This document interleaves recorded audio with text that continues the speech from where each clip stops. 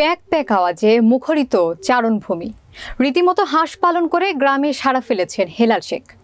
সে বগুড়ার ধনুট উপজেলার গোপালনগর ইউনিয়নের শেহুলিয়াবাড়ি গ্রামের আলী আকবর শেখের ছেলে। তার খামারে রয়েছে 1000 হাঁস, পাশে রয়েছে দেশি মুরগির খামার। সরকারিভাবে কোনো সহযোগিতা পেলে বড় পরিসরে করার কথা জানালেন হেলাল শেখ। বগুড়া প্রতিনিধি আব্দুল মমিনের প্রতিবেদনে ক্যামেরায় ছিলেন মোস্তাকিম রুবেল।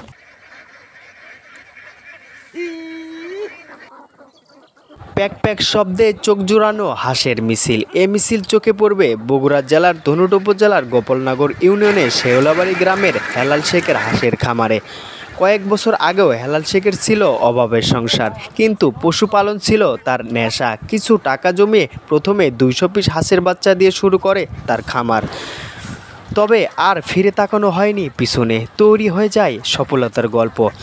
25 টাকা দরে বাচ্চা কিনে 3 মাস লালন পালন করেন তিনি। ভোর থেকে শুরু হয় তার খামারের কর্মব্যস্ততা।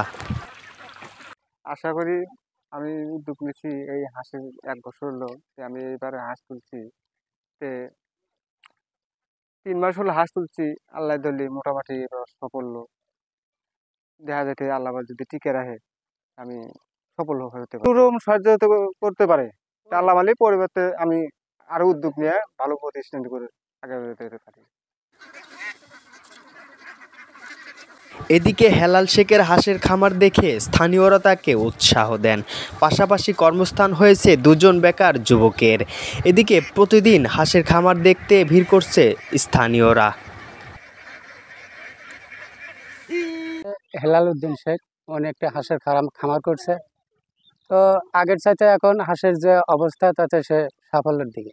তো গ্রামের লোক অনেক কিছু বলা কওয়া করে, তারপরে সে কোনো কিছু মনে না করে সে নিজের ইচ্ছায় হাঁস পালন করতেছে। তো আমরা আশা করি এই হাঁস পালনে অনেক সফল হবে। হেলাল শেখের খামারে রয়েছে 1000 হাঁস, পাশে রয়েছে দেশি মুরগির খামার।